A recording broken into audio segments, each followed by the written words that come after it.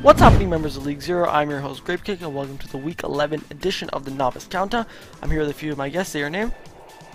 My name is Gordo. I'm a part of Hyperflex in Novice, and I'm just a support player for them. I'm Silent Sword. I'm the main tank for Geometric. I'm Pineapple. I'm the full flex for Wisdom Academy. Awesome, guys. So we have three brand new guests this week from three very different teams. So let's just get straight into it. So the first game of the week we have was Platja versus Rio Redemption, and this is Platja continuing their hot streak they've had in the second half of the season, beating Rio 3-0. And I don't want to say I don't think any of us were surprised by this one. You know, Platja has been on a hot streak lately, but I was kind of on the Rio hype train, thinking that they were improving a little bit and may have taken a map or two off. But it just looked all Platja in this match. What was your guys' opinions on it? From what I've heard, Rio doesn't really care about the regular season anymore. So I think honestly they didn't really care about this match and are just trying to prepare for playoffs. So I don't think this really put a damper on them. Yeah, and since they're already at the low seed, if they won regardless, it kind of didn't matter to them. I think, like, most teams we all know are like, preparing for the playoffs. That's what really matters right now. Yeah. Also, it's probably because Platja's probably what I would put at like the number 2 team, or maybe even number 1. I think that they have a really solid tank line, so I think it's going to be really hard to even beat them. Yeah, I definitely have to agree. You know, Rio's in a state where getting a win doesn't even matter, considering that almost all novice teams make playoffs. But you also have to think about it this way: getting a win will also probably boost morale coming into playoffs. And I don't want to be mean to Rio, but it's looking like the first ever 0-10 season in League Zero history for them. And it's gonna be hard to bounce back in playoffs. You know, we saw Platja do it last season. I'm not trying to count Rio out, but it's definitely gonna be difficult for them, especially with their map record and map differential. But I think we can just move on from there. But the player of the match was Bobs, who I believe was a Lucio player for Platja, and we also have Noyu and Alpha Omega. Yeah, I think all three of these players played exceptionally well for their team. I know Noyu and Alpha Omega were some later pickup additions. This is the second half of the season, and they're just living up to their name. Anything you guys want to add about those players? Noyu is what I would count as the best main tank in Novice right now. Wow, that's a bold. I think he's good. I think he's good. I have to give it to my man Rai Guy though. If you're watching, Rai Guy, shout out to you. But anyways, going on to the next game of the week, we had Wisdom Academy versus Geometric, and Wisdom Academy, just like Platja, keeping up that hot streak, still undefeated, taking a win over Geometric in a 3-1 fashion. So we actually have a Wisdom Academy and Geometric representative here. So I first want to ask you, Silent Sword. One thing I noticed is that you guys always interchange your main tank. Sometimes it's you, sometimes it's Corpse, sometimes even both of you. So what's the thought process going through that? Because I feel like that was a really big reason from a spectator's perspective. A spectator's perspective when you guys lost. First off, like I was supposed to start that game, but I slept through most of it, like the Giga Chad that I am. I showed up last map and they played me because that was how it was supposed to go.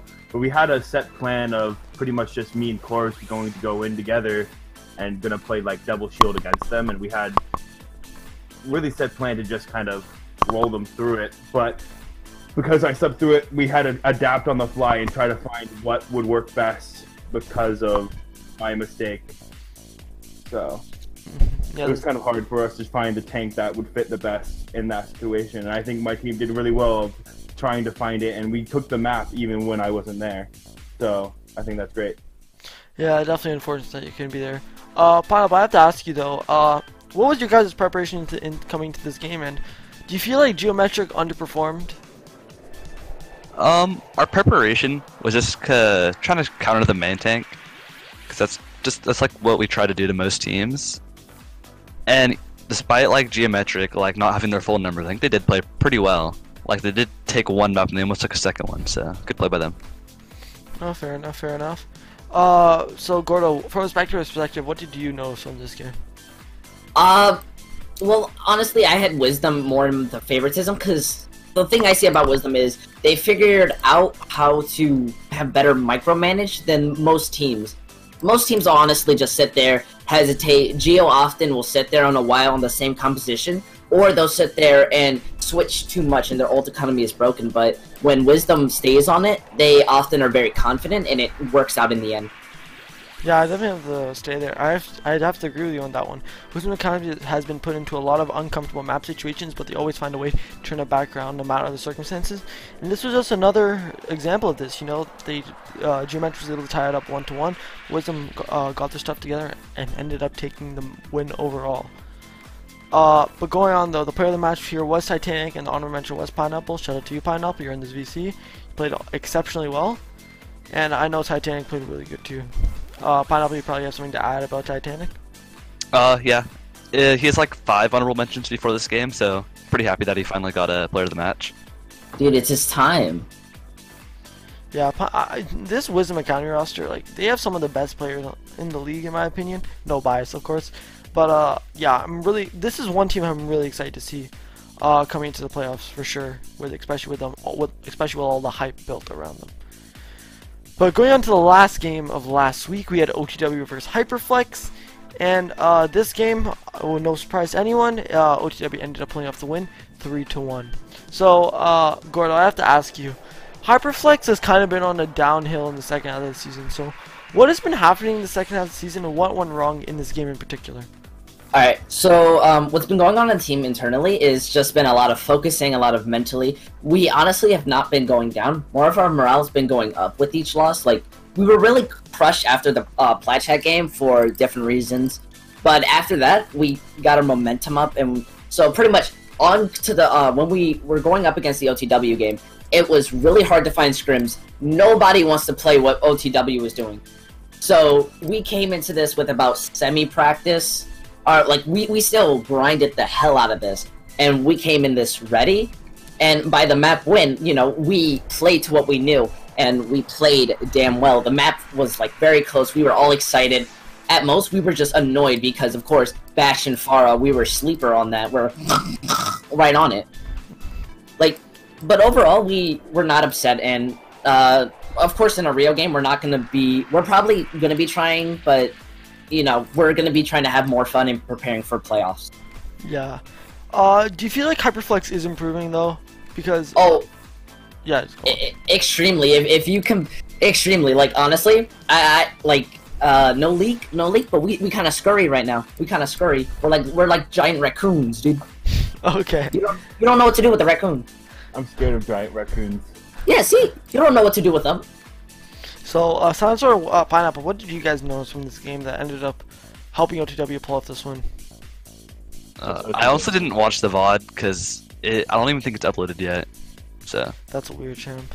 It's not, but at the same time, from what I've heard and us scrimming against OTW, like, they're just really good at what they do, and if they can set the tempo, you just pretty much just lock right there. Their tempo is very, very hard to break. Because they can set it up, and then if they get like that ult economy set up, then they are very hard to defeat. It's just also the Bastion composition's easy to like win with. Yeah, that's true. Especially with Ana ban and Diva ban this week, made it even harder. Yeah, I can relate.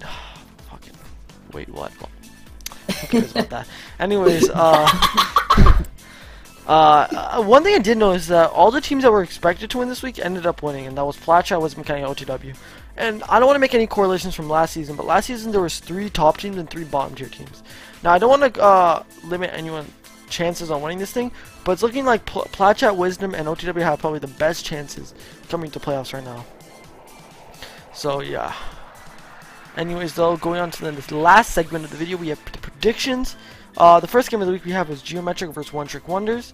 And I'm the only one saying it's going to be 3-2 Geo, while Pineapple and Gordo both say OTW is going to pull it out 3-1 or 3-2. But so I first want to ask you, how is Geo going to prepare for this game, and are you going to sleep through this one too? We're not sleeping through this game, because if we can get 3-0 of them, we can steal their second place from them. We've been preparing very hard. We've tried to come up with different comps. Like, we've been practicing in our scrims ways to beat them. It really sucks this game because Reinhardt's banned, so it becomes a lot harder to aggress on them and dislocate that Bastion. But we are coming up with different plans to try to get rid of that Bastion or get rid of something on their team and focus them outright. Also, something I probably should have said in the beginning is Echo will not be in the novice games this week, so you have to take that into consideration. It's going to be French mean in advance, but that does mean primarily double shield is going to be played. So I do want to say teams that have 2 strong main tanks, or like or even like 2 really good Sigma or Orisa player, probably going to excel here. That's partially the reason why I have Geometric winning this. I feel like they have an excellent tank line. But I do feel like One Trick Wonders is going to bring this really close. But Gordo and Pineapple, why do you guys think OTW is going to win this game? Mr. P, you go first. I think OTW is gonna win because Far is really good right now with their buff, and OTW just runs that Far comp. And like Silence was just saying, there's no Reinhardt, so it's gonna be hard to aggress on them. So unless like Geo big brains it and finds like a good comp to counter it, I think OTW should have it. But I think Geo will make it close though, because like you're saying, they do have a really good tank line. Yeah. I obviously have experience going up against what composition they are most likely going to run, which is obviously the Bunker, the Orisa Sig, and such. And by the way, Anti's insane. Shout out to Anti. But I think even if Geo tries their hardest, you have to play at such near perfection that it's unrealistic for a novice team. Yeah, that's true. Pharah is overpowered as hell, and with both Widow and McCree out of the hero rotation this week, that does mean the only pretty much hit skins that are available are going to be Ashe and Torbjorn. That are probably the most effective ones, at least. So it definitely is going to limit a team to what they can run. You know, you can't really rely on a hits and taking down a Pharah. It's going to be more on team coordination and just engaging as a team altogether. So this game in particular is going to be really, really close in my opinion. Going on to the next game of the week, we have Platchat versus Wisdom Academy. And me and Silencer both agree Platchat will take this 3-2, while Gordo's thinks Wisdom is going to pull it out. So Pineapple, I want to ask you, do you think there's going to be stress coming into this last game, considering that you guys are 1 game away from a perfect season? We are definitely trying to get that 10-0, but we already have that #1 seed locked down, so like if we lose, we're not going to be like heartbroken or anything. Like, we should be fine either way. I do want to ask you though, Platchat is a very tough opponent, so what is your guys' preparation going into this team, and how is hero pools going to affect what you guys are playing? Honestly, we're just playing a lot of Valorant. That's pretty much it. Yeah, I know. Every time I come on your team server, all I see is you guys playing Valorant. Oh. Grimace. Yeah, but how are you guys preparing for Platchat in particular? But actual preparation, honestly, we're just trying to find out what comps they're not good against, because we know that Alpha has a really good Ashe, so we're going to try to work around that maybe.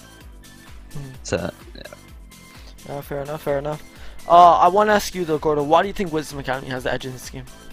I think Wisdom Academy overall is is a bit better. I think Platchat has won a few games, like their last games. I think they've won them good. They've been playing well, but Wisdom just has the better chance at counterplaying them. Wisdom just has better micromanaging. When you watch them play, everything they do is just either crazy and it works, or it's just like, why didn't we think of that? And Platchat, I don't think will be able to clutch it out, because they often run the Sombra, they run Pharah. That's just, because they have a Red Panda, it's what they're comfortable with. But they just won't have the flexibility. Once they get shut down on a composition, they just kind of choke. Fair enough, fair enough. Similar with Silencer, why do you think Platchat has edge in this 3-2? Like I said before, I'm hyped on No Use main tank. I really think he's maybe the best in the league. He's really close, if not close to Ryguy. It's staying both ways. At the same time, I think that if Platchat could just like cause Wisdom to at least get somewhat nervous, it can cause their micro to go a little bit down. And from what I saw when I played against them, is if they get a little bit like shooken, they tend to play a little worse than what they normally do. So I think if they could just shake it a little bit, they have a nice little chance of trying to create an opening and winning the series. Yeah, some of you also have to understand those. Platchat versus Wisdom Academy, I think week 5. And that was a 3-2 victory for Wisdom Academy. So the Wisdom did struggle in that game. So Platchat can take that morale from that game and bring it on to this one. I could definitely see Platchat edging this one out. But going on to the last game of the week, we have Hyperflex versus Rio Redemption. And there's like a little split decision here. So I think Hyperflex is going to 3-0. Me and Pineapple both agree that, and Silencer thinks it's gonna be a 3-2 for Rio. So Gordo, I want to ask you, there's gonna be a lot of pressure on you here because you don't want to give Rio Redemption their first win. So how are you guys preparing against them? We're pretty much not. Like, we're in agreement with Rio that it's gonna be a fun game. We both are understanding that we're going for playoffs, and it's not like a Shanghai scenario with you can't lose to them because they're the worst team. I think Rio's definitely good. They've just been extremely unlucky and they just need more practice. But I mean, we if we lose, we're pretty much okay with it. We're gonna have fun with the game. All right. Yeah. So, Silent Sword, why do you think Rio's gonna win this? Kind of the mentality of what teams at the bottom feel like. I've been on many teams that have been at the bottom, and normally when you're at the bottom, you're always hungering for that first win. And just even if getting that first win at the end of the season could carry you into playoffs and carry you through playoffs and win the whole game. So it doesn't matter. I think they are really going to strive for it. Even if the game's like kind of mutually understood as they don't really care, it's going to be a fight where they're trying to probably get their first win just so they can keep that mentality high and move into the playoffs. Nice. Yeah, I definitely agree with that. I feel like Rio's gonna try as hard as they can to get their first win. You know, HyperFlex isn't the best team by any means, but if Rio plays, I don't know, no offense to you, Gardo. Just look at the power. No worries. Yeah. If Rio does play with their heart out, you know, this is supposed to be a friendly match, fun match. I can definitely see them edging out the win, but judging by Rio's negative 23 map differential, I'm gonna have to give a 3 to HyperFlex. But I think that's it. Anyone have any final statements overall? I do want to point out about the Rio game that both Widow and McCree are banned, and when Rio's looked good is when ATZ has popped off on those characters. So I don't know if they can pop off as hard with like how those characters kind of carry them. True. Silencer, do you have anything to add, or Gordo? I really don't have much to add. Honestly, it's pretty much everything's just gonna happen, and I just hope every team either way goes into playoffs with a good smile. Yep. Everyone have a great match. Yeah, but I think we can wrap up the segment there, guys. So thank you guys all for watching the Week 11 edition of the Novice Countdown. If you did enjoy, please subscribe and leave a like. But for now, peace nuts. Hi everyone, welcome back to the intermediate part of the countdown. My name is Pooter Scooter. I'm joined here with Gumsauce, Hello. Kern, What's poppin'? and RMM. Hi. So let's hop into the first game, which is Botburgers vs CDC. Botburgers won this 3-2. The player of the match was Phone, and the honorable mentions were Spartan and Gumsauce, who is here right now. Fun fact, Gumsauce was playing off-tank, which he is normally a flex support. Yeah, that's very much correct. That was actually kind of the plan from the very get-go, as mentioned in the interview. I do have a pretty good, variety of hero pool and, understanding of playing other roles. So I said, okay, let me just try getting on the off support for this week. And, also at the same time, Silver Star was a little bit busy. So it kind of worked out. W. That's great to hear. Yeah. So, Yeah, just asked from your perspective, how close was the game? Like, how were your comms and stuff like that? Okay, I mean, close-wise, it felt only really close towards, the end of it, the beginning. Actually, even the first 2 maps we won, I felt really tense. We were just calming and yelling the whole time. Spartan was, this destroying everyone's ears, essentially. But in the end, it came out pretty well. And, honestly, I was getting surprised myself because everyone's saying, oh, yeah, no, Surmi, which I used to be in the team with him my first couple weeks, CDC Esports. But, okay, I'm a diamond at best, and I kind of wrecked him, so I don't know. W. Wait, someone else was about to say something? Yeah, no, that was the one game I kind of skimmed through, but I saw that Botburgers was up 2-0 and they almost got reverse swept. How was that? What really happened? Was it just bad maps or? Well, partially bad mapping for us, and we never had a really good standing on basically streets B side on Hollywood, and we've been working on that hard this week, so be prepared for that. But regardless, when it came to those 2 maps also, we decided to try going off of what we wanted to consider our own comfort picks and started playing more meta-like.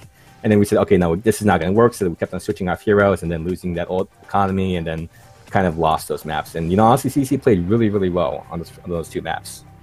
Mm-hmm. I have I have on my notes here that there are a lot of changes to your starting roster. Particularly you played, I believe, Imagine over Silver Arrow on main tank, and Sloth over Commercial. And that seemed to work pretty well, honestly. Any reason why those changes were made particularly? Well, mainly it was the hero pool for the week that we wanted to work with. And also, like I said, the Silver Star was, pretty absent this past week. He should be pretty available this week. So we threw Imagine in for tank, and then, like I said, we threw me in for off tank. So it kind of worked out, like I said, in the end. But that was our plan from the get-go. After we looked at the map pool, the hero pool bans, and then we looked at the who was available in our roster. Yeah, y'all should probably keep it that way if y'all are winning with it. Yeah. I mean, like I say, it was very specific because of the hero pool bans and specific because of who was available and how we played. So I can't say it will guarantee us winning the next against Pepega Parrots. They look really good. I mean, I was in Kizgo's team last season. So I know we're looking up for it. Easy 3-0. Yeah. Hopefully. All right, moving on to the next game. This is DKE versus Vitalize. DKE won 3-0 with 1 draw.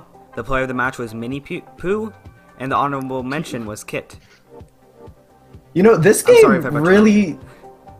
really surprised me because pretty much this whole week, everyone thought Vitalize was pretty much top tier, like in division because they were like with Pepeg and it just kind of seemed like they shit the bed. Like I know there are a few members out of their roster this week, but it's just kind of insane how DK came out of nowhere with their DPS line of Haishan and Mini Pew and their tanks Dan and Kit actually looked just a lot better than Vital, and it just kind of shook things up.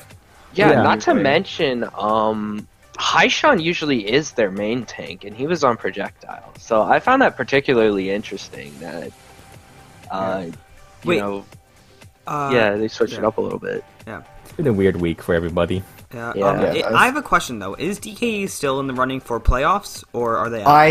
I don't think they are, but if DKE win this against, who are they playing? CDC and Botburgers lose, I think they can take the 5 seed. So they're playing for pride. Yeah. Gumsauce, you gotta make sure that doesn't happen. Oh. Yeah. Well, like I said, we're gonna put our efforts in now. I was literally just screaming a second ago. We've been working around what the new Echo plays are, and we're pretty confident in what we're working with right now. But we just have to kind of perfect it. Yeah. And in the middle of this, I just want to say, this week we are introducing Echo, which is going to change up, I would say, basically the whole rankings that we have. For the worse. For the worse. For example, let's say that Shanghai doesn't really work well with Echo. They're probably going to drop a few games, let's say in the playoffs or something, rather than, let's say, Botburgers, which they may excel in Echo. So this week is sort of with predicting because we have no idea what Echo is going to bring to the table with each team. Mm-hmm. I mean, yeah, one thing I'll also add is, on the team specifically on our roster, we have 2 really good Pharah players. So they've been trying to adapt onto the Echo and seeing who works best on each role. So it's going to be a matter of, hey, who plays Pharah relatively well and who has the most flexibility, the largest, hero pool. So I think that's what's going to happen to a lot of teams. They're going to be looking for that DPS player to really kind of find that really flexible spot, I guess. Yeah, I was gonna say, I don't even think it's more to the far player, but more of who has the most flexible hero roster, and because they could switch to Reinhardt and then have 2 Reinhardts on a team and completely destroy. I know it's not this week, but just in general, if you have someone that's very flexible to other roles, this Echo player could be incredible value to a team that could blow out someone no one was expecting. Yeah. Alright, moving on to the next game. It is going to be DC versus the Pepega Parrots. DC won this 3-2, with the player of the match being Master Dempsey and the honorable mention being Fimi.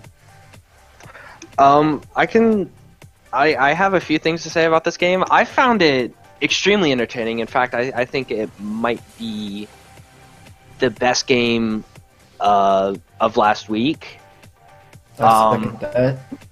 Maybe second best. I personally would want to say the Powerhouse game was better, but that's just me.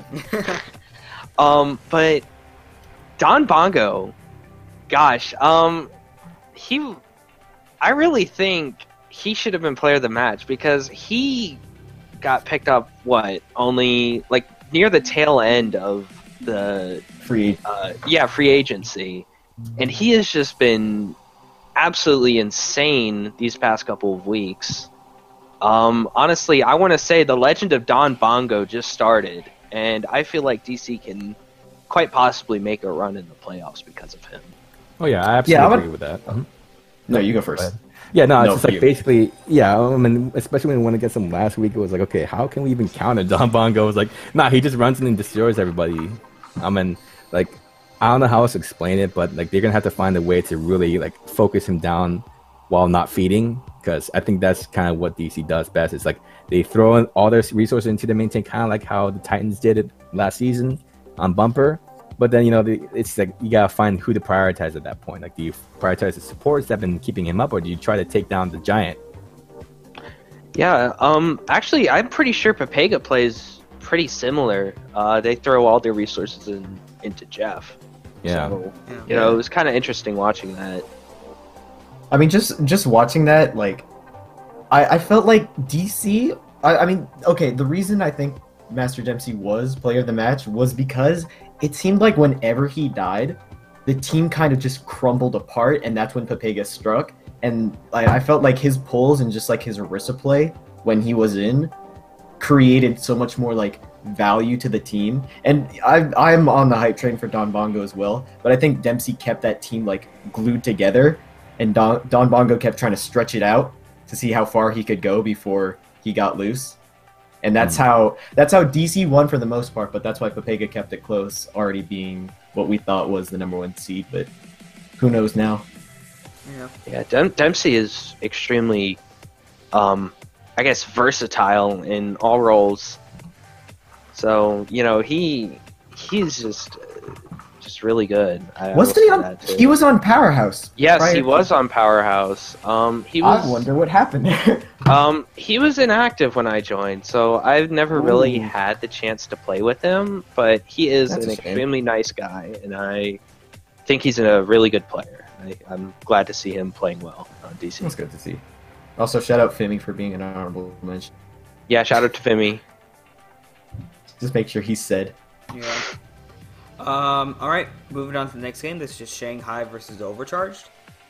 Shanghai won 3-1. The player of the match was Muhammad, and the honorable mention was Vantage. I cannot speak English. Anyone want to elaborate?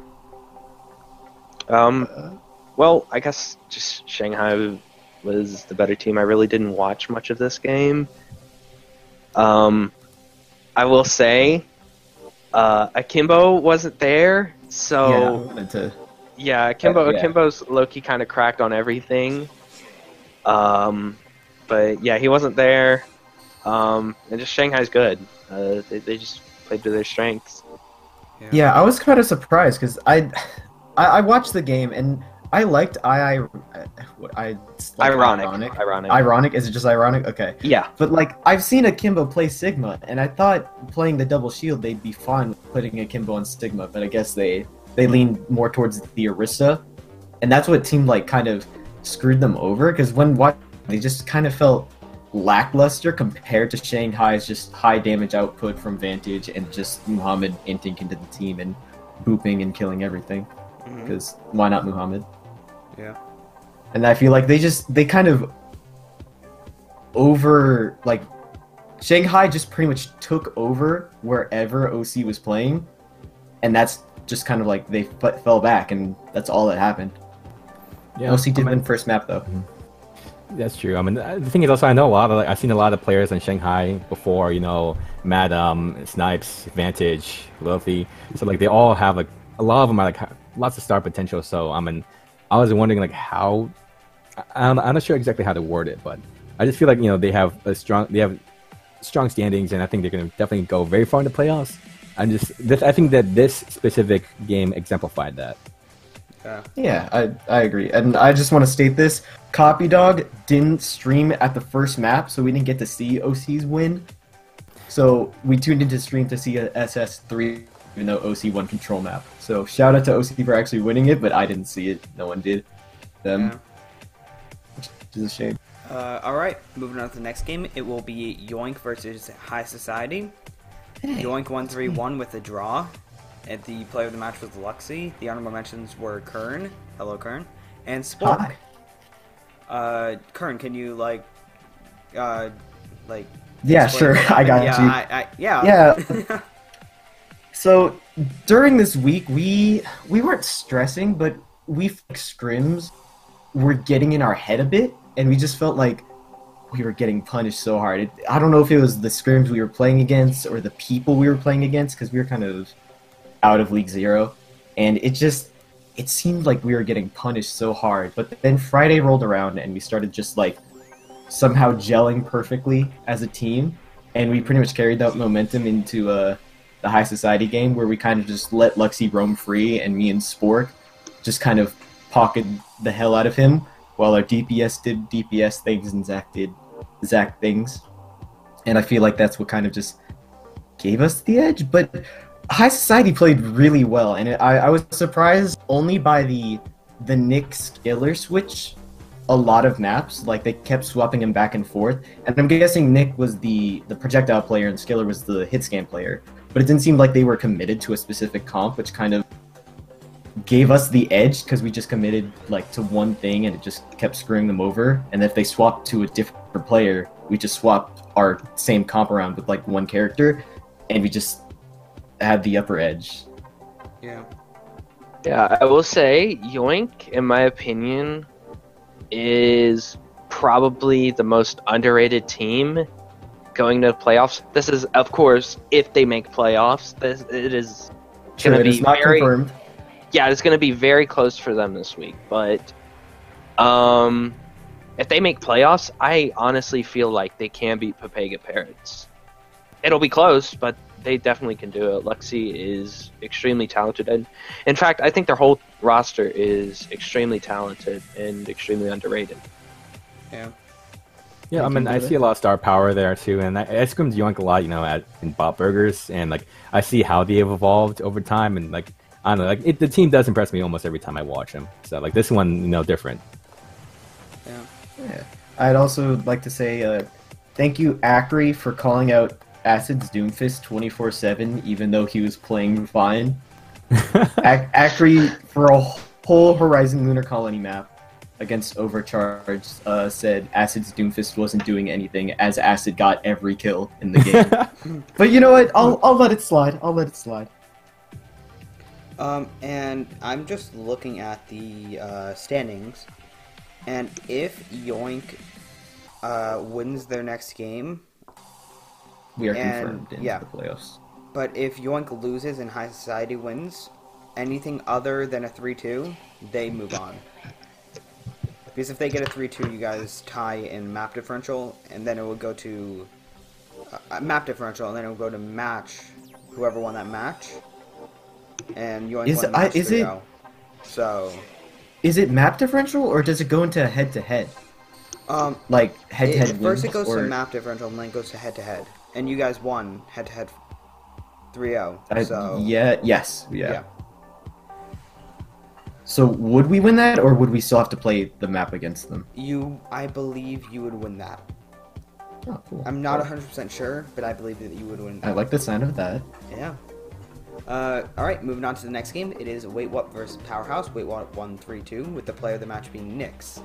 RMM. I can't speak English. RMM. Can you please give us an insight of the game? Yeah, this was unfortunately not streamed, even though it was probably one of the best matches of the week. We were switching it up with our roster a lot. Unfortunately, since OPM said a couple things that weren't very good, he got suspended. Yeah, he got suspended about what was it? Thursday, I believe. Thursday before the game.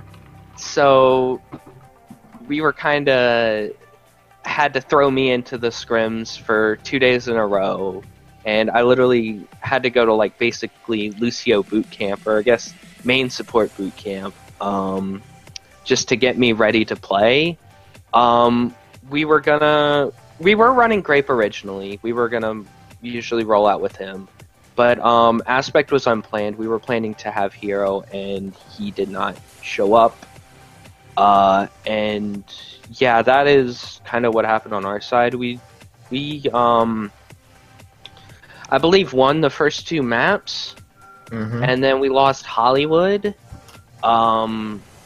Gibraltar, and then Oasis. Most of our troubles came from Nyx on Farah, and I believe Spork on Bastion, mainly on Hollywood though. That really messed us up, kind of hurt our momentum, and after that, that was basically it. No one expects the Bastion pick, almost. Yeah, well, we had no way to counter it without the Diva, especially because we had Gavantin on Hollywood, and he was not able to play. So are you saying Spork's Bastion mentally boomed Powerhouse to blowing that lead? I wouldn't say mentally boomed us, but it we couldn't figure out how to counter it. Lost the And, momentum. Yeah, we did lose our momentum. All right. Shout out to Spork's Bastion. Yeah. All right, Amazing. that is Correct. the end of the. What's this segment called? You can do it. Recap, the weekly recap. Yeah. So now moving on to our predictions. First game is Double Cap versus Vitalize. Surprisingly, we all think of the same map score and the team that's going to win. We all think that's going to be DC winning 3-1. Just overall, DC is on the upswing, and I believe better than Vitalize.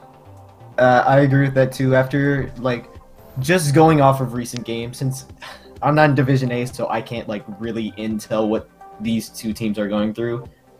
We've scrimmed them once in the last 2 weeks, so it's from looking at what's happened, Double Cap looks like the very much stronger team after beating Papega last week, so it kind of intels that DC is gonna win. But I think Vitalize last week just seemed off, maybe bad meta picks, and can probably take a map, maybe even 2 this week. Yeah. I agree with that statement also, just specifically because DC stonks are going up and Vitalize stonks are kind of going a little bit down. And the times I scrimmed both teams, it was a lot easier to deal with Vitalize than it was to deal with DC. Yeah, I feel like Vitalize can still win. They just have to have their full roster, because I feel like if they run something close to what they were in last week, they're just gonna get rolled. Honestly, I hate to say it. I respect Vitalize a lot, but I feel like DC at full strength is better than Vitalize at full strength. Who knows? Maybe Vitalize has a DPS that can play everything. Echo will be the takeover. Oh yeah. Definitely. Alright, moving on to the next game. It's going to be DKE versus CDC. 3 of us think that DKE is going to win, but Current thinks that CDC is going to win. Yeah, even though DKE won last week, I don't see that being a reoccurring theme, and I say that because I like the CDC players and I know them, and I just don't know much about DKE. Holy shit! And I think last week the meta bans went to their favor quite obviously, because Haishan went off of main tank, so I'm guessing the role he wanted, which was Farah, and it just I think everything bent towards the favor of DKE. And Vitalize stomps were also going down. I think CDC is still good enough to get a win. I don't know how good, because their new roster has still been shaky, but I believe in Lorelei and Wiz, and I like Octo to keep that team afloat, at least the last game. Mm-hmm. I mean, my personal thoughts on this is actually there's a lot of people who are molding. And it just doesn't seem like a lot of the players themselves have hopes to being able to kind of pop off this upcoming week. And with the way DKE has been playing and the way that CDC has been along the downturn, I'm more confident that DKE will be able to swing it by and take the W, even if it goes to map 5, even the last map. Yeah, I agree with Gum.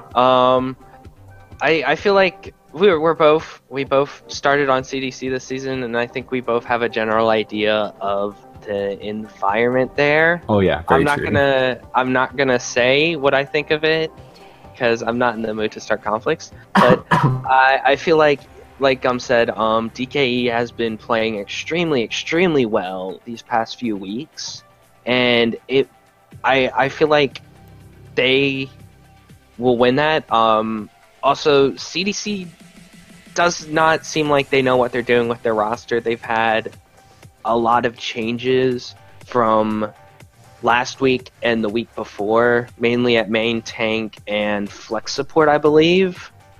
So, we'll see. Yeah. I mean, it's just if CDC doesn't win this game, I see them getting blown out first round in playoffs because they've locked themselves in the playoffs as a 4 seed. I Yeah. think they can possibly get the 3 seed, but I think it's like really hard for them. I'm not super sure. I have it pulled up right now. I don't think. No, they cannot get a. Oh, they can't? 3 seed. Yeah, Then Vitalize is 6-3 and they're 4. Yeah, if they can't pick it up against DK, they're just. I don't see anything in the playoffs either. So this is kind of like if they pick it up this game, maybe they can bring some momentum and bring an upset. But like right now, they need to show some type of life, or else it's over for them. Yeah. Yeah. All right. Hashtag we want bot burgers in playoffs. All right. Moving on to the next game, it will be Papega Parrots versus Bot Burgers. Most of us think that Papega Parrots is going to win. Some of us think that Bot Burgers is going to get a map. Gumsauce, can you tell us how you're preparing for this game? We're preparing by having our fingers crossed on Echo, essentially. Like I said, we've seen how a lot of them play. The map pools look really weird. Like, at the beginning before Echo was released, we were doing some scrims and we looked really wonky, trying different things out and like, oh gosh, this is really not the answer. And then once Echo comes in, okay, let's throw them in for scrim today, and we were doing really well. So do I believe that the scores are pretty accurate? Most likely, honestly, because like I said, Papega Parrots are a very, very, very well played team, and I don't see us crushing them. But will we put up a fight? I definitely think we will. Yeah. Yeah, I agree. I think after the CDC game, I think you guys have shown that you can at least put in the work, and I think you can give Papega a run for their money just a little bit. Take a map, take 3 if you want. That would be great for you guys. You can show Papega up, but it just doesn't seem like it right now. Oh yeah, sorry to say. No, of course, I won't take any offense to anyone saying that Papega Parrots is gonna win. It's like saying, oh yeah, we expect who was like that. Faded Fusion. Are they gonna win? Are they gonna lose against Boston? I don't know. Yeah. I feel like maybe. I feel like I don't really like putting 3-0s very much. But I just feel like all around Papega is the better team. No insult to Bot Burgers, but they are down and out the best team in Div A. They would probably be top 3 in Div B. But I honestly think Bot Burgers can still take a map or 2. I just don't think it'll happen.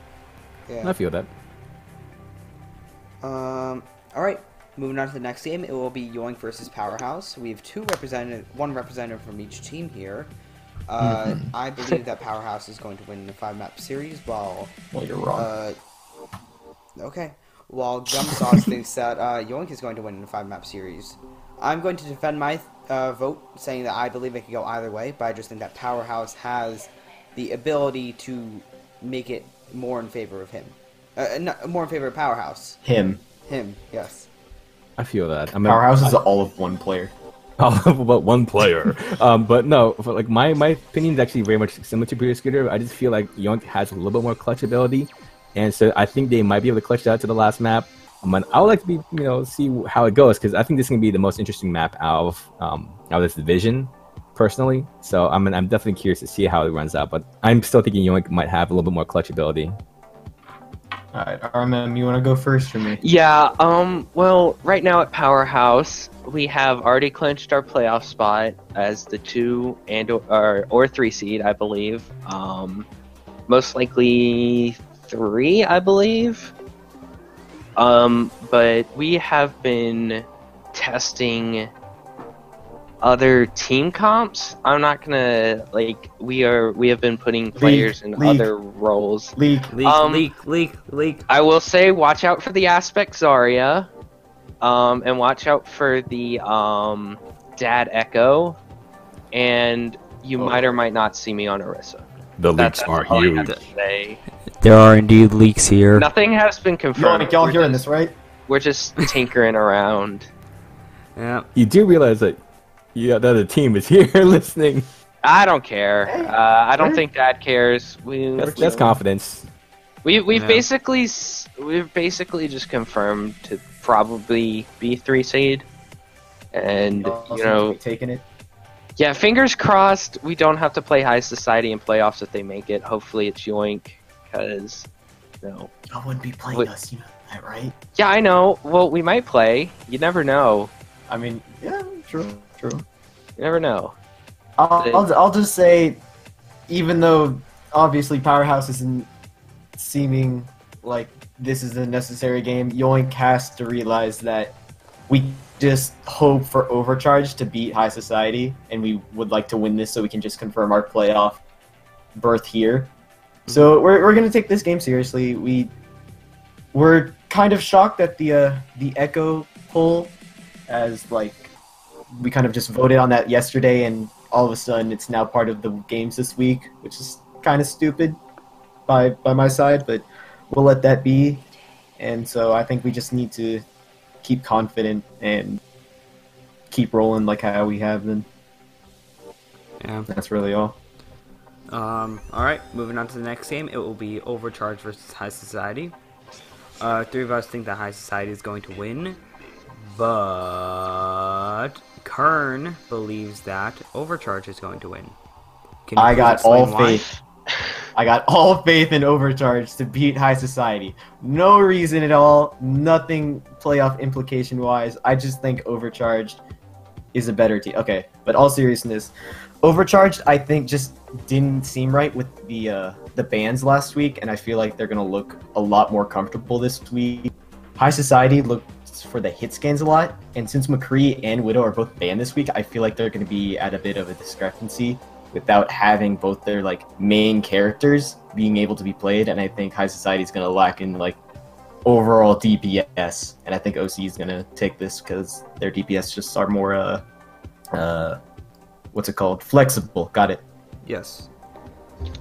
Yeah, I just put High Society since I just feel like High Society is really good. They've really stepped it up since I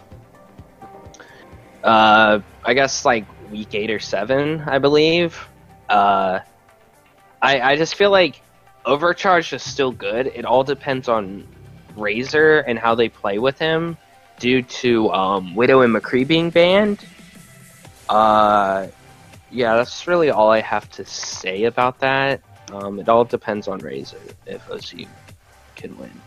Yeah, I can actually agree with that too, just because and I can see a lot of our hit scans are very streaky players, so I feel like I think even though I put in that it'll be 3-1 to hit scan, I still HS High Society, I still feel that it won't be very close either way.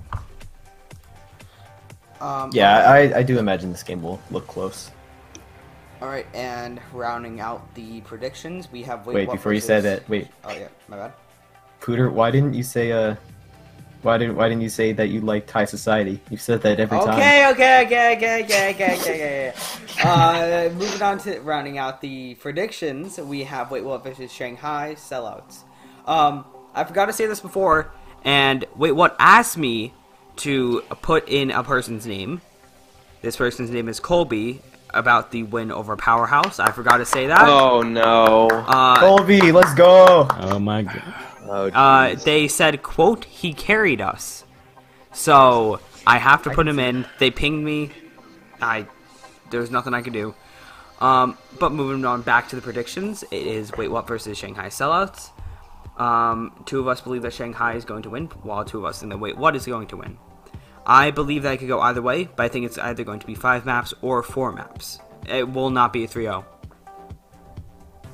Yeah, no, I can agree with that 100%. I think this game is going to be super close, especially with how Wait What has looked recently. They've looked a lot better than they have looked a lot better than the early weeks of the second half, and Shanghai's just been good all season, so it's like, can Wait What catch up to them? And I think they can, but I really can think it can go either way. Shanghai can easily take this 3-1 or even 3-2, and Wait What can take this 3-2, maybe even 3-1.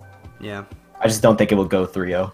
Yeah, I feel a very similar way. I feel like, honestly, the 3-2, if I could, I would put it as a draw because both of these teams are extremely evenly matched. But I'm just gonna say Wait What is better due to them having flexibility.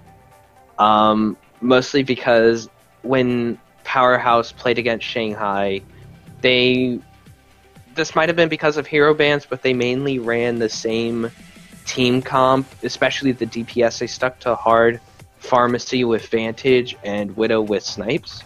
And I personally feel like Nyx and Spork/Piggy are better.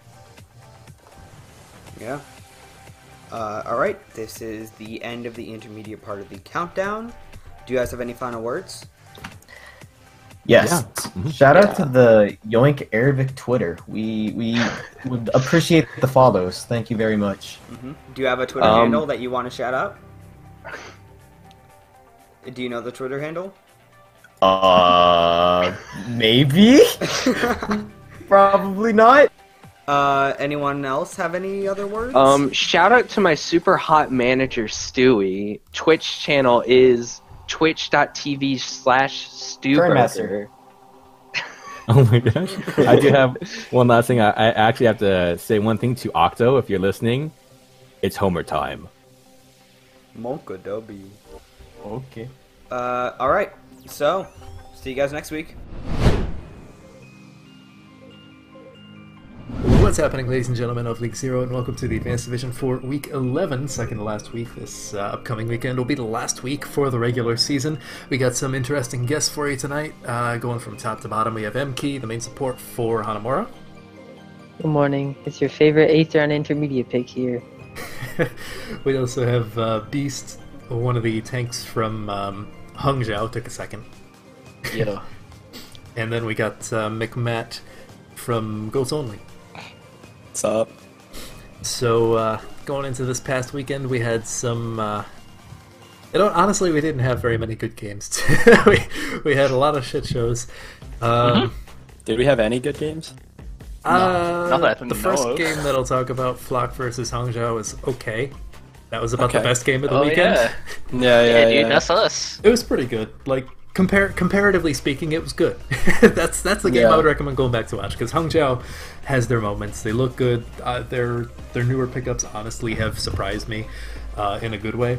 I honestly think this, again, I think I said this last week too, I think this Cements Juice is just like, he can have manager for as long as he wants, because he's done really well this season for the situation he's put in. Bring back Z9 for season 3. The not Get disconnection wins. Oh my god, get What a scheduling wins. They tried so hard in the semifinals, Right. but then they won anyways. But, Alright, too far, too far. Hey, at least it's not a Tannic level troll. Oh god. Anyways, yeah, the Flock won that game 3-1. Hangzhou did good, in all honesty. Not much to say there, just a solid win by the Flock. You know, they're pretty solid upper mid-table team. Hangzhou's looking good. I don't think they can make it in the playoffs at this point. I think they're eliminated. They have like a 1-6 record, 1-7. I don't know. I don't have one win. 1-8. 1-8. There you go. But to be honest, the last like 2 or 3 games have been worthwhile. So I think that's saying something, given the circumstances. At least you're having fun. Yeah, exactly. Yeah? But yeah, Nero got honorable mention. Akahap got player of the match. Akahap's honestly been pretty nutty all season. Isn't he their main support? Or am I wrong? Flex support. Flex support. Okay. Didn't Nero say that Flock was going to 3-0 Easy Cloud? I don't know. I don't follow much of the trash talk, but I wouldn't be shocked. Aside from like Kaigo, because he's so loud you can't ignore him. but God, goes don't into get me. every Please single don't get me thing. started, dude. Holy shit! Since he was like X Goats only, like there's like been 7 different scrims where he just comes in and says nothing and then gets kicked out. He was on Goats Only? He's been on so many teams this season, I can't keep track. At least I think he was. I don't know. He was in Hangzhou, and then he was on... I think that was No, it. he went... Hangzhou. He went from Hangzhou to Nunu. Yeah. Right. He's ranked for a few people, I think, in scrims, from what I've heard.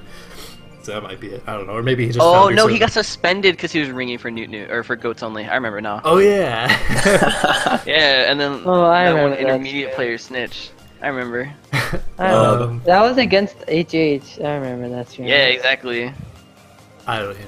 Like, that entire night was crazy. Speaking of crazy, we're going to skip over the next match in the listings because I want to save that one for last. That one was a whole different kind of crazy. Everyone knows what that one was. So skipping over to Easy Clap versus Hanamura. This one was obviously a 3-0 for Easy Clap, but it was probably the funniest match of the weekend, although I didn't get to see too much of Flush versus Goats Only, but you guys seem to be memeing around a little bit there as well. Yeah. But Easy Clap versus Hanamura, like, flat out memed. Like, we had it was a fun match. Yeah, like we went into that. We're like, you know, we're not gonna beat Easy Clap, and we just went in. We just want to have fun, honestly. Like we tried for a little bit, and then we were down 0-2. Then we're like, yeah, and then we just all went on off rolls. Well, the first map was pretty, like, kind of close. As close as you can get with Easy Clap. Like, you put up a really good fight against Easy Clap. Halfway through, you had halfway through Volskaya, the second map. You had Bakanje's dad kicking him off the computer. Like, he's like, my dad's gonna kick me off. And then 2 minutes later, he actually DCs. And then Yusuf's like, no, wait, I got this. I'll even the odds. And then he alt F4s, but his computer crashed. So, like, he had to restart his entire computer for that. And then Cal had some Discord call issues. Like, he wasn't in the Discord call. So then he just, like, flat out left the game. So for a brief period, Hanamura was playing a 5v4. We managed to cap 2 points of Volskaya. Yeah, and then he kept like with point some time. Or no, he kept like half of point A, something like, I don't know. He kept a little bit. Like he didn't get full health despite the disadvantage there. And then just kind of memed for the rest of that map for the most part. Yeah. Like Wannabe came in on Ambani the last map. And Hanamura didn't run. I don't think you guys ran anyone on the correct roll on Numbani. Basically, we had this idea, so if we all switched onto different roles, Easy Club wouldn't expect them. They would just like, they'll panic and they would just like, they wouldn't know what to do, right? So we had, I think it was me on Ball, we had Tiny on Hog, I think we had Joshua Hanzo, thankfully. Yeah, Everyone loves Joshua Northern Hanzo. was on Widow for most of it. Northern, yeah, and then we had both of our DPS playing support. That was like just so fun, honestly. Glacial was off on the flank with Yusuf like doing dance emotes and God knows what. I caught a little bit of it on recording, but like I was like, okay, this is kind of boring. Like at least we have a brawl going on at the point. It's religious studies. Weren't you there? Oh yeah. Oh yeah. Yeah. So halfway through the map, like they just told all of Hotshots to just go into the Easy Clap voice chat, and then Yusuf gave us a lesson. It was fun. Yeah, so at least you guys had fun. I mean, that's all that counts. In all honesty, like it's Easy Clap, so they're gonna take the win regardless. Yeah. But it looks like they had fun too. Guanabe didn't call you guys cringe, so that's a bonus. We didn't play May just because we want to have fun and we wanted them to not try hard on us. Well, they certainly didn't try hard, considering they had like, oh my god, I think this is like the first time that Cal didn't actually play DPS.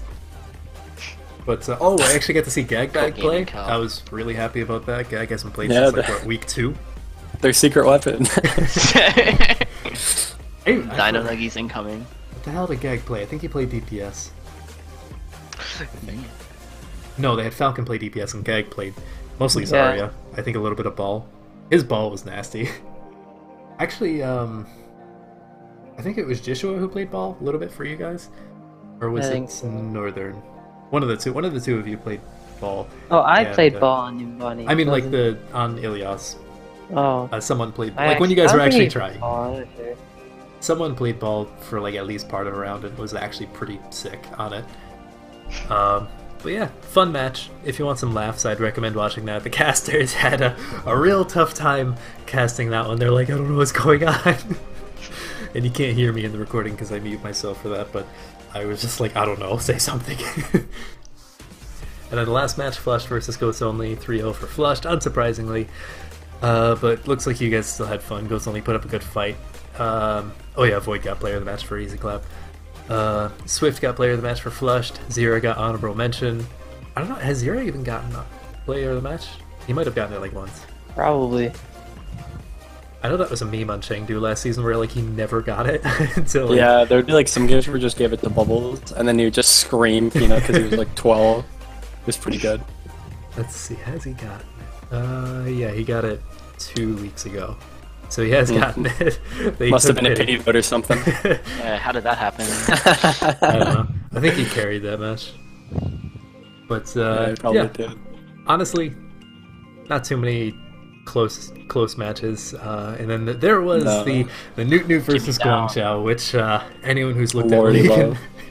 Yeah. anyone who's looked at League announcements recently kind of understands what happened there. But basically, Newt won the first 2 maps. They literally forfeited the 3rd map intentionally because they swapped roles mid-map, and then the 4th map they won because they're like, oh, we don't. They wanted to forfeit, and I forget who was hosting their match. I think it was Shund, and he's like, you can't forfeit or whatever. Technically, you can, but like we don't encourage it.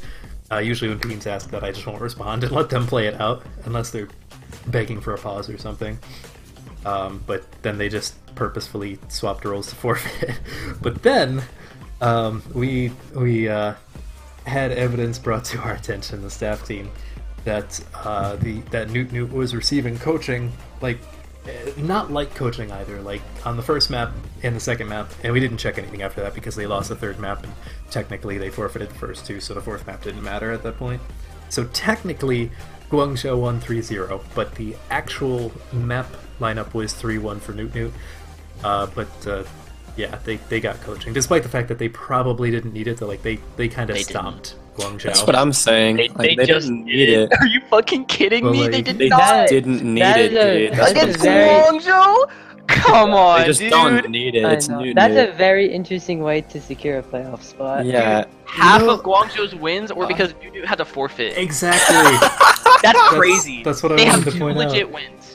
It only has Goats only in week 4 and Hanamura like earlier in the season, or like last week. Arguably, Guangzhou might not be in playoff contention if Newt didn't forfeit No. twice. Yeah, it literally would have been possible for both Hotshots and Goats to make it, I think.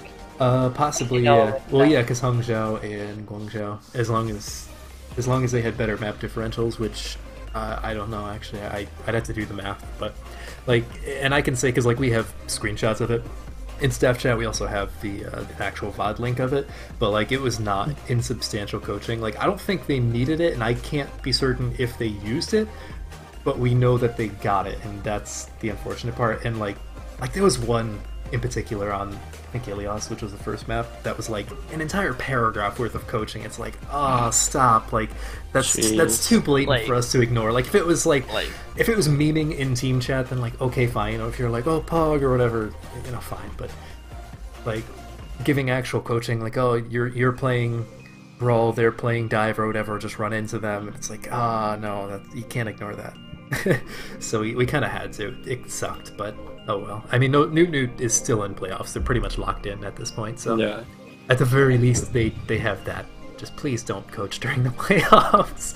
Like we don't want that. We want to see you guys win because you very obviously would have won that 3-0. I mean, if he's not streaming, he's no proof, I guess. Yeah, like Yeah, literally. I'm not gonna name names, but anyone who knows knows. But and it's not even his fault. Like I don't know. That's all the games. Bunch of Guangzhou 2 wins. insanity. Jesus Christ. Yeah, I don't know, man. Guangzhou, like they could be decent. They just don't know what comps to play ever. Like That's not their only problem, but I'm not gonna get into it. no, but that seems to be their most consistent one. Like they sometimes have different problems. Like They just like to play what they're good at. like 2 weeks ago when everyone was running Torb, they ran Torb, but they didn't run it good. Like they didn't run Azaria with it, so I was like, what are you gonna do with the Molten Core? Nothing is the answer. You just sit Yeah. there awkwardly and die. And they lost. So I don't know. But moving into the predictions, we got some actually mostly everyone's in agreement for the most part, aside from like one take by me. So the first match of the week of this upcoming week is going to be Hangzhou versus Gangsters. Mostly everyone thinks that Gangsters will win. I think that Hangzhou can take it in a map 5. I think it's going to be close because both of these teams are just like odd to me. Hangzhou is new still, but I think they've had enough weeks where they're actually gelled enough together. And I've seen you guys play quite a few matches, obviously, since then, because I watch all the odds, and you guys look good enough where I think on a decent day, you could probably beat Guangzhou. I just fear that it'll be close because Guangzhou. I think that like with if we have Echo, like I think like basically all the other stuff like just goes out the window. It's like who can play the Echo comp better, and it's like which Echo knows how to play her and position her better. Like just screwing with her, like she turns the game into so much more fast-paced and crazy. Like it's weird. It's not normal Overwatch that everyone's used to. It's horrible. Yeah, It's bad. She's so overtuned. It's really bad. Like, I think it's worse because McCree is banned this week, and supposedly McCree hard counters Echo, but it's like, why would you ban the hard counter the same week that the hero comes out? Like, let us And learn. You know they did that. You know they did that on purpose. They definitely did. I don't know. I just don't like the concept of Echo because it's like, I like 222, and creating a hero that purposefully defies that just feels like a big middle finger to the community that wanted 222. But I don't know. Fine if they just kept her as a support as intended. I don't know if And she's just intended to He's be like- support or not. Overtuned, whacked out DPS character. She's I don't know. Yeah. She should have been like a support that gives like shields and stuff, like old Sim. Imagine like her alternate fire, but like instead of damaging it, did like burst healing. I think that'd be a cool mechanic. Yeah. But yeah, we got. Yeah. Anyways, I think Hangzhou. Getting back to the match itself, Hangzhou I think can win it 3-2. Matt and MK think Guangzhou can take it 3-1. And obviously Beast is on Yeah. Hangzhou. I think it's going to be a little. I think it's just going to be decisive. I mean, all power to the Bark to try and get a win. It'd be really cool if they did. But agree. I don't think that I don't think that the Bark will come out with the confidence that they need to win. And if they do get like a map, I think Gangsters are going to understand the issues that they have and come back and take the series. The one thing that I will say is that Guangzhou has given us plenty of motivation by BMing in pre-match scrim and then getting rolled by Flock in 25 minutes. Oh, Bye, someone Matt. died. Ooh, So yeah, and down. Disconnected, Okay. my bad. nice job, dude. I disconnected. What are you gonna go watch Agreed play? No, I don't want to cut you off. No. Go back. Run it back. League? Running back. But yeah, hopefully we win. I'd Like be very I happy honestly, if we won. I think that GZG, like, I think there's definitely certain comps that Hangzhou could be better at than GZG. Like, I feel like if Hangzhou takes, like, maybe even if they take control, like, I think they could carry that momentum through. Like, I think it's definitely possible, but I feel like GZG will be able to keep themselves together. I feel like they might just be, like, the overall. It's like, if they can just keep control of over the entire match, I feel like they're gonna win. Yeah, they have very clear. Guangzhou has really clear strengths and weaknesses. So Yeah. Yeah. we'll see how it goes. Although we do have, from what I've seen, two of Davies' stronger heroes, McCree and Widow banned, so I'm very interested to see what he'll play. Yeah, it'll if be he'll try the interesting. Torb again. Davy's so good. Like, He's Yeah. really my good at God, Widow. we had one scrim. I don't know if it was one for a normal scrim. Like, his Widow is just cracked. His Like, he Widow just is rolled our team. Insane. Like, I tilted at turn. I was like, can you actually kill him once, please? Or just do something. He has He's the- like, bro, he's playing like that, man. I'm like, okay, turn. He has like the dumbest yet smartest positioning, and it's really funny to watch. Yeah, whatever it is, it kills my team. Although he can't play with her this weekend, so That sucks. Maybe he'll be on Ash or Torb. Yeah. God. I mean, No, if they I play don't think Torb, it'll be These Torb. bot heroes. If I hope they run Azaria this time if they play Torb, because it was painful to watch him run Devo with that.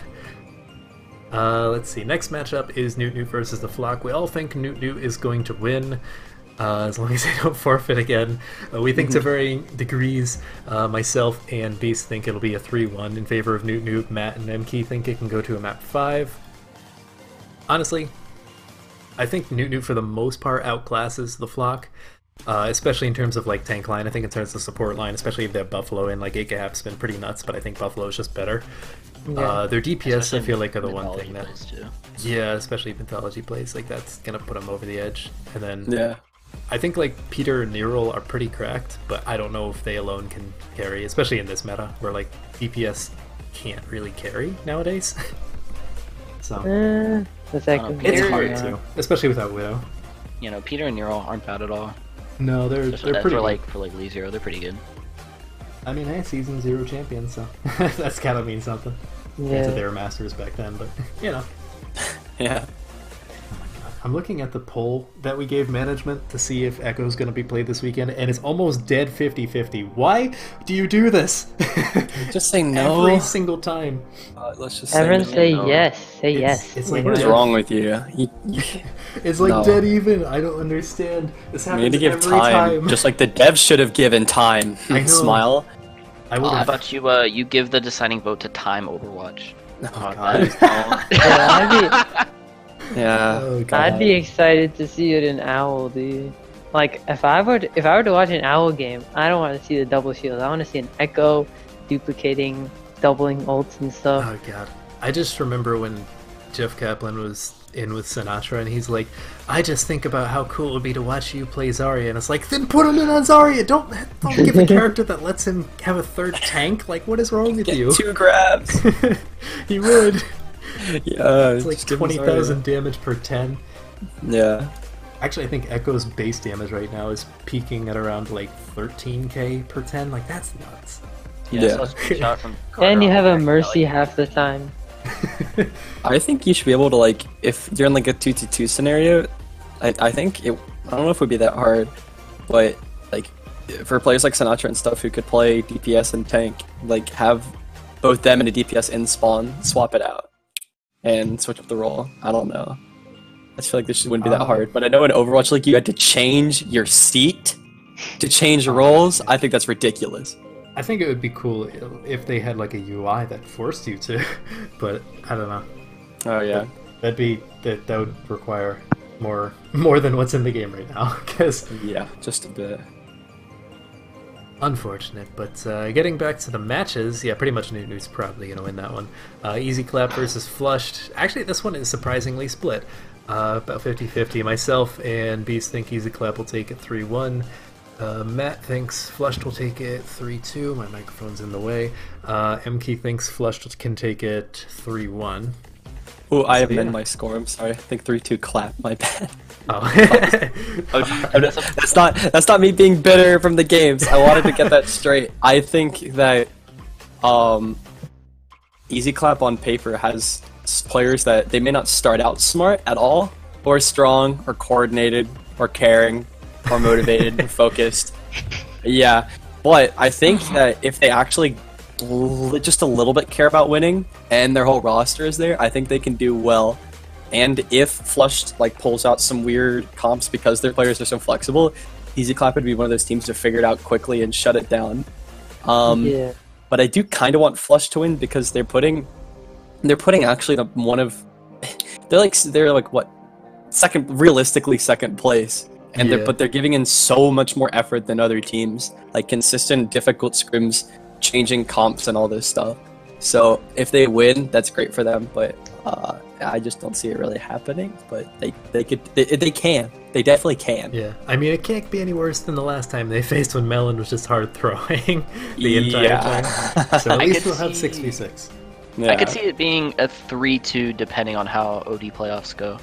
Oh yeah. Oh, yeah. yeah. Yeah. Wannabe might not be there, and then Baz. Oh, Well, yeah. also might not be there. I mean, That Cal's is a gonna be good there. I'm pretty sure point. Cal's not on Coke Gaming anymore. So I think he's Yeah, gonna be there. Cal, I think, left Cook Gaming. Yeah. And Scion's gonna last a while, so Wannabe just might not be there. Is Wannabe starting on Scion, or is he? I think so. I thought he was Yeah. starting. but- Maybe not. I haven't but been able to catch his it's games. correct. so Scion is correct. yeah. 5K a month, by the way. Thanks, Cohesion. What a god. Toyota dealership type beat. Yeah. I think J3 was flaming on Twitter or something, but whatever. Anyways, last match of next, or I guess this upcoming weekend, is Goats Only versus Hot Shots. Obviously, Matt and Key are on those teams respectively. But the two of us that can give actual predictions, myself and Beast, think that Goats Only will take it in a map 5. I think this will be a close game. Both of these teams are interesting cases. Hanamura is like all over the place. They'll win and then they'll lose, and then they'll. You think they're going to do good and then they don't, so I don't know. But like they have that potential, and then Goats Only's just been consistently improving over the past couple weeks. So without leaking anything at Matt, I can't predict this game accurately at all. Like I just can't. Neither can I. No leaks, but we've definitely had some stuff go on behind the scenes, and pickups are over, so you can speculate that it's not all for the better. Just to be clear, but I think if we can somehow get our team together and motivated, and if we somehow get all of our starters, and we just don't. I'm gonna say this. We don't flame in our own voice chat after one map and start throwing and talking in match chat. Flush didn't help with that either. You should. I'm just gonna tell this now. You should keep your spectators silent. That doesn't help with people who are new to the league. My God, dude, that was no comment.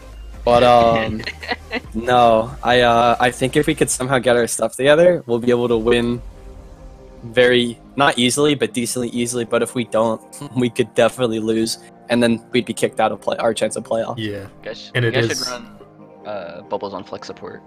If he came to a scrim, we could sure try. It's been weeks. God. Well, yeah, it is worth noting that the winner of this match will make playoffs. The loser will bow out of the season early, so this is probably the highest stakes match of the week. No, definitely is the highest stakes match of the week. So, yeah.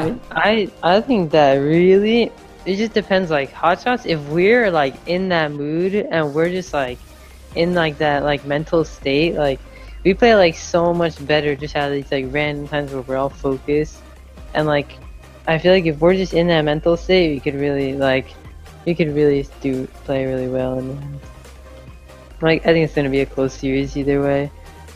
Yeah, I definitely, obviously, I think it'll go to a map 5, but I'm hoping for a good game. I think I'm gonna yoink that game to host because I want to see it live. Yeah.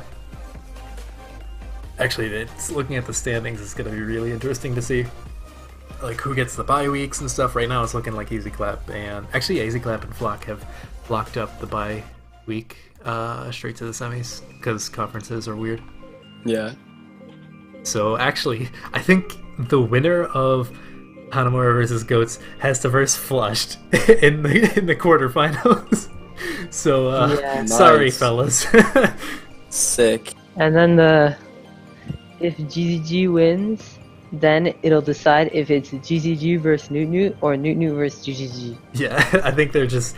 Okay, well, GZG loses either way. I don't see the big deal. Actually, wait, yeah, that means Newt can get their revenge the very first round of the playoffs. That's hilarious. It's gonna be Newt versus GZG first round either way, I think. Yeah, they're both locked in their spots. So yeah, that's hilarious. Anyways, maybe Newt was just playing the long game, just getting easy first round opponent. Yeah. Who knows? Maybe they're not trying to like leak their actual strats. Like you never know. Yeah, well, they certainly didn't try last weekend because they literally forfeited a map. But yeah, they're not showing their true power to GZG. Well, that's all I've got. That's all the games. That's all the predictions, all the recap, all that good stuff. So, any of you guys got anything else you want to say before we close it out? Fix the hit markers. Holy shit. Hit markers? Yeah, every hit marker is small, no matter what the damage is. Oh, yeah. I noticed that. It's disgusting. Too. Yeah, it's really weird. It's like... So the more damage you do with a hit marker, or with a critical hit, I think Beast told me that the larger the big cross, yeah. The longer the bigger the secondary crosshair is, and now they're all the same size, so you have to rely on looking at the points. If you're playing a hero like Widow or Kree, it's very noticeable. Like the hit marks are like tiny. Yeah, dude, I'm just on Orisa. Forget about it. I'm just on Orisa. Yeah, I don't know. I can't fix that, so tweet at Blizzard, I guess. Yeah. Acronator was a game developer. No. Yeah. I can't I'll code. just... Like how Germate could, but that was about it. Guess I'll just say Chengdu fighting. Let's go, boys. Wasn't there for that meme? Don't care. Wah. Well, you'd never be on a team as good as Chengdu, bro. Yeah, that's why I'm on Bark. Bark back! Hashtag Bark back, baby! Baby. Let's go. Let's go, baby. Anyways, hope you all enjoyed this week. Peace. Everyone, make sure to join a team in another division so you can get Season 2 champion. Let's go. Yeah. See ya. What is happening, ladies and gentlemen of League Zero, and welcome to the weekly segment. This week we have an interview with one of the oldest members of League Zero, not literally, but figuratively speaking. He's been around forever. He's one of the most well-known players. He has made quite a name for himself as the captain of Flush this season. We have Zira. Hello. So we'll be going through a bunch of different questions. Like I said to Zira off screen, they'll be starting off a little bit easier, getting a little bit harder as we go, and then we'll end off with some easier questions. So to start off, let's just go with like the very, very beginning. So like, how did you, as a video gamer, I guess, get involved in like competitive shooters? What was your first like competitive shooting game? Does Minecraft count? Yeah, yes. Yeah. So I got like my first PC when I was 8, and my uncle actually builds PCs. So you know, he built me one for my 8th birthday. Started off on Minecraft, and then one of my friends showed me you know, Roblox, the stuff that 8-year-olds would play. It was kind of chilling, and then yeah, he heard about Overwatch, and then I thought it was gonna be really boring, but I actually really liked it, so I just kind of kept playing. When abouts did you, like, in terms of, like, Overwatch, seasons, competitive, all that, when did you, like, get into Overwatch? I got into Overwatch Season 4. Pretty sure I was in, like, 4th grade. God, I sound so young. Yeah, I was in 4th like, grade what, when I started playing. 14 now? 13? 13, yeah. Okay, Jesus Christ, you're young. Yeah. But yeah, I can imagine, I know this for a fact because I've looked at your profile, but I can imagine that you didn't always attain the rank of like GM Flex DPS. So like, what was your journey up to where you are now in terms of Overwatch? Like, what was that like? Well, I kind of just started off in gold. I thought it was really cool since I got gold. And then climbed to diamond, and then I joined League Zero. So I was diamond when I started, and then once Season 0 ended, I kind of just popped off and went to GM, and then I've kind of been there ever since, just going higher till this season. God, I'm so low. This is really convenient. You're transitioning into the next questions for me. If I recall, like way back when, I don't think you were actually drafted onto leagues, onto Rio back in Season 0. So like, how did you end up finding League Zero? So Stanley actually showed me League Zero. I met him a while back. He was I was trialing for one of his teams and stuff. Of course, it didn't work out, but it was yeah, I was trialing for one of his teams. We became friends, and then he showed me about a league he was playing in, which is League Zero. Cause I had actually, like before League Zero, I'd actually watched like Dividing and stuff. So of course I recognized Dividing, and so I got kind of interested in the league. I joined. I was gonna try out for Z9, and then I got offered a spot on Rio, so I just played Rio. So I just played for Rio. You keep transitioning into the next question. It's so convenient. But I was going to ask what if Rio was your first team experience, and if not, what? Obviously, you just said it wasn't. But like, what was your first real team experience? Whether like trialing for a team, or if you actually got onto a team prior to Rio.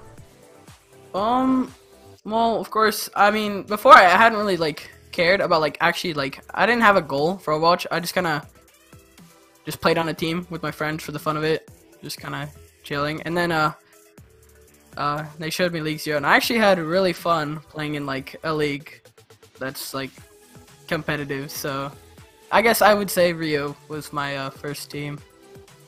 All right.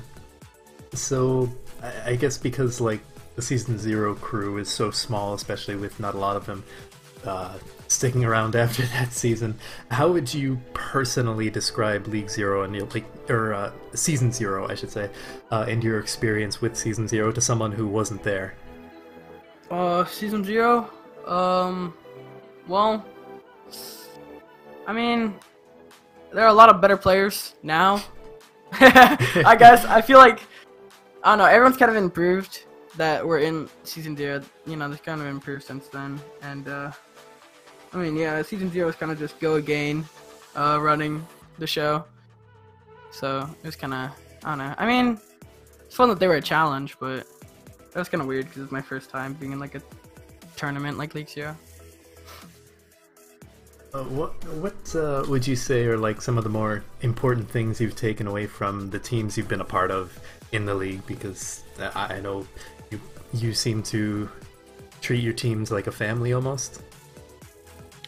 Yeah, just being friends with your teammates outside of the game is really important. I mean, like on Chengdu, I mean, everything was going well, and then of course grand finals happened.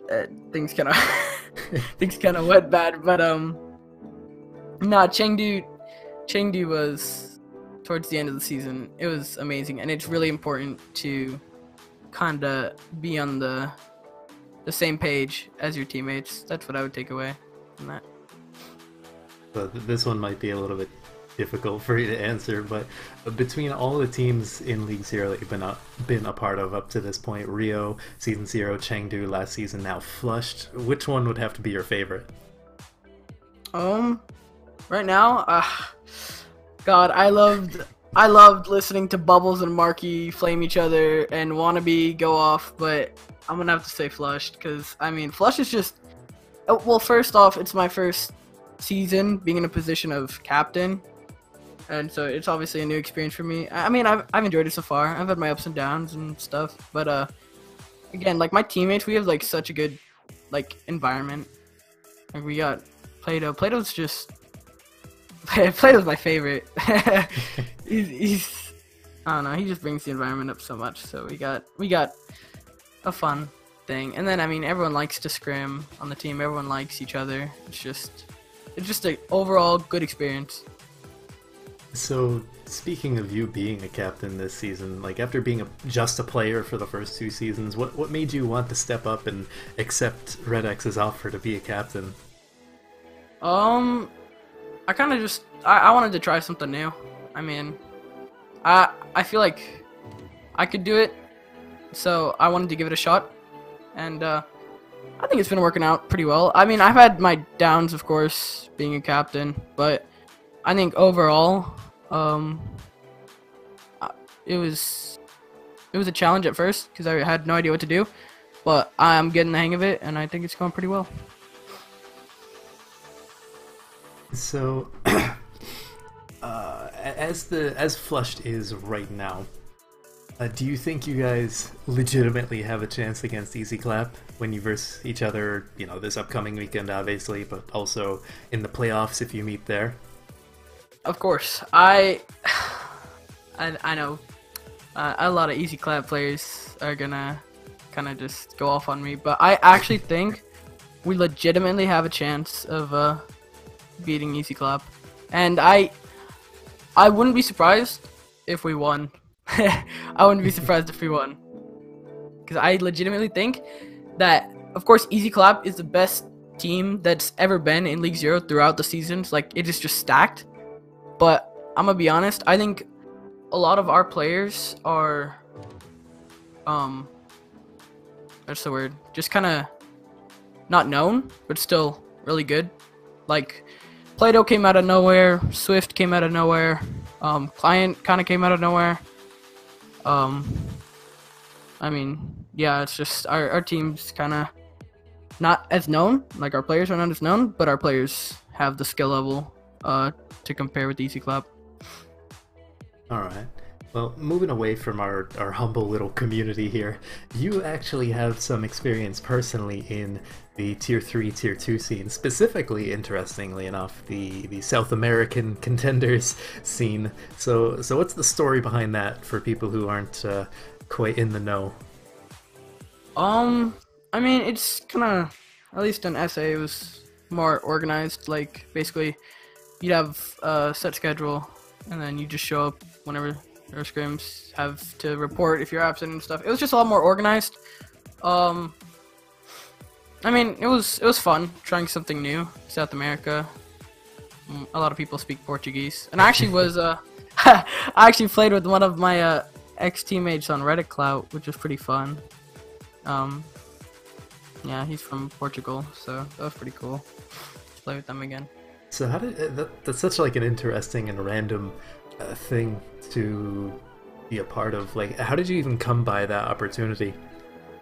So basically, I hadn't even actually been looking for a team. I was just kind of chilling, and my friend Glyph, he's on the team, and he said they were looking for a flex DPS player, so he just offered to try me out, and so I kind of just went along with it. Because I mean, I wanted to try something new. You know, after What's Your Peak kind of fell apart and all that stuff that happened on that team, I didn't really wanna just try to be on a team again. I just wanted to chill out for a bit and then eventually try to get on a team again. And so when I got that offer, I was kind of nervous, but I mean, I took it, and for the time that I was on that team, it was pretty fun.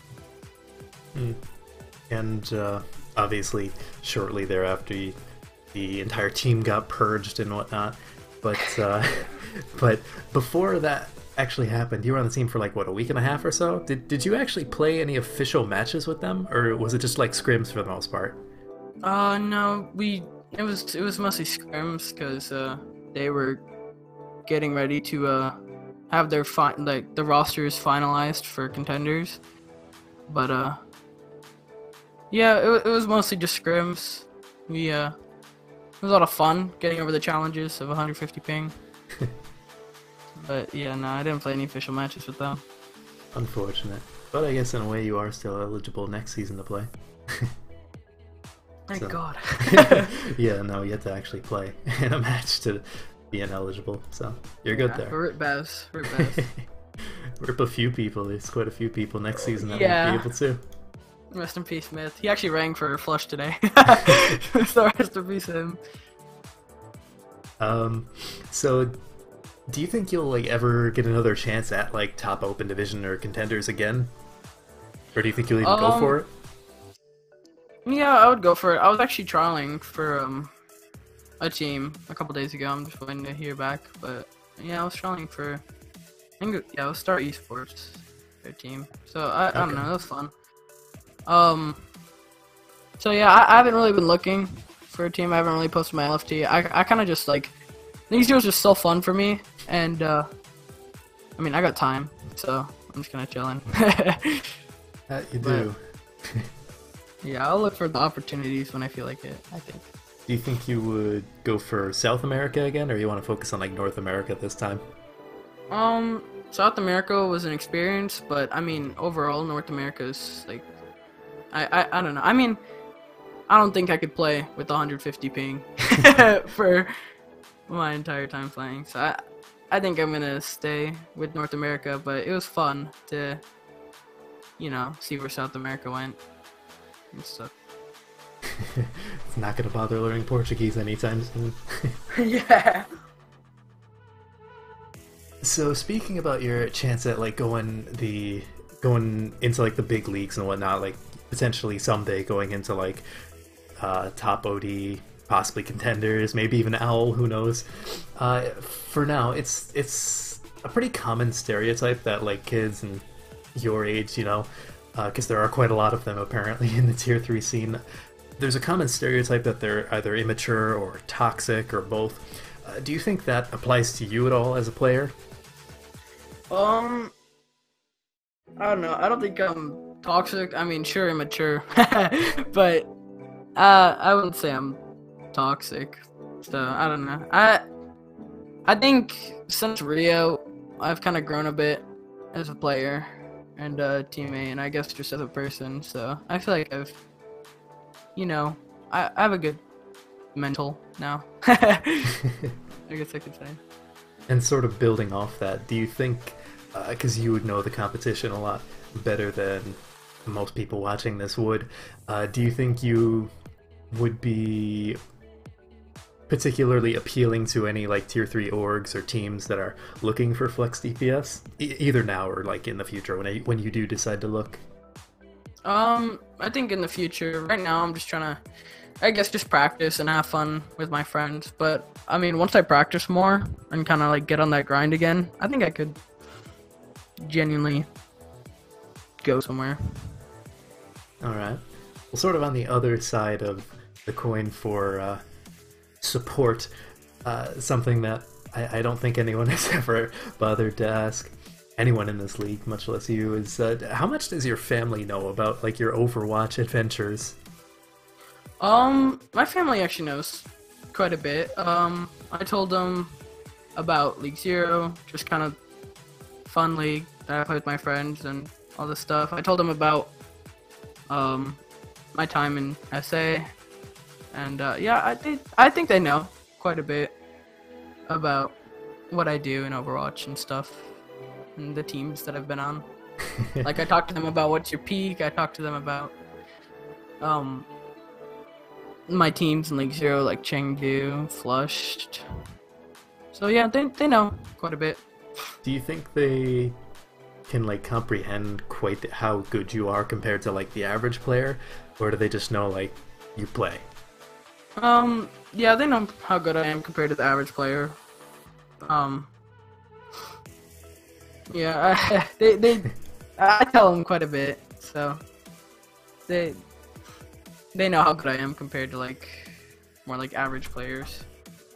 That's in terms of like Overwatch. I mean, in like instead of like tier 3, I don't know. Yeah, I know what you mean. So, looking at the big picture for like these last few questions, what would you say is like your current end goal for your like esports career? Like, do you even want a career out of esports? End goal, I guess just make it as far as I can. I don't know, with like the tier 2 scene being so shaky, I just don't know that if I grinded hard enough it would even be worth it. Because I know like there are kids like Wannabe who are fucking grinding their asses off, and you know, I mean, even if he does get into contenders, it's gonna be so hard to like stay in with the amount of support that tier 2 is getting. It's just they're just getting done. So I don't know if it'd be worth. And actually, kind of building off that, do you think you would continue to, if you just did decide to like go become an esports player, do you think you'd grind out Overwatch, or would you go to like a different game? Obviously Valorant is the hot topic now, but there's plenty of other games you could play. Honestly, I don't know. Overwatch has always been kinda my home ever since I was 11 years old when I first started one tricking Genji. I don't know, I have like no interest in Valorant actually. I probably spent like 5 minutes looking for a key and that's it. I honestly just don't care about that game. Yeah, no, I don't think I'd look for any other. I don't think I'd look to be an esports player in any other game besides Overwatch. Well, actually, back in the day, I was kind of a prod Minecraft player. I was 9 years old, kind of goated, but. Do they even have a Minecraft esport? Yeah, that's exactly. I don't think they even have a Minecraft esports. And so the last like big question I have for you is like, do you think you would ever consider doing something besides just like a player? You know, do you think you'd ever want to like coach or do something else in terms of esports? Probably not. I kind of like playing. I like the competitiveness of, you know, just being against others and proving yourself, proving your worth as a player. So, I don't know. I can't really see myself coaching. Of course, I coached intermediate teams, but I don't know. Well, how much of that was coaching and how much of that was hanging out with Pichu? Well, yeah, it's about 90 to 10. 90%. Well, no, it's kind of hard to coach DKE, let's be honest. No blame the DKE. Well, you still have plenty of time to decide. I mean, hell, I have a nephew that's older than you, so you have a lot of time to decide. but I do want to thank you for taking the time, taking what 15, 20-ish, yeah, about 20 minutes out of your evening to come do this. So I hope you all enjoyed watching this. Zero, if you have any closing statements, the floor is yours. Just be ready, easy clap, I guess. I was kind of surprised when Neil said the Flock could beat Easy Clap 3-0 in the grand finals. I hope he was memeing, because, yeah, we're taking that grand final spot. Alright, well, we hope to see you at least get to the grand finals again. So, hope you all enjoyed this, and peace now.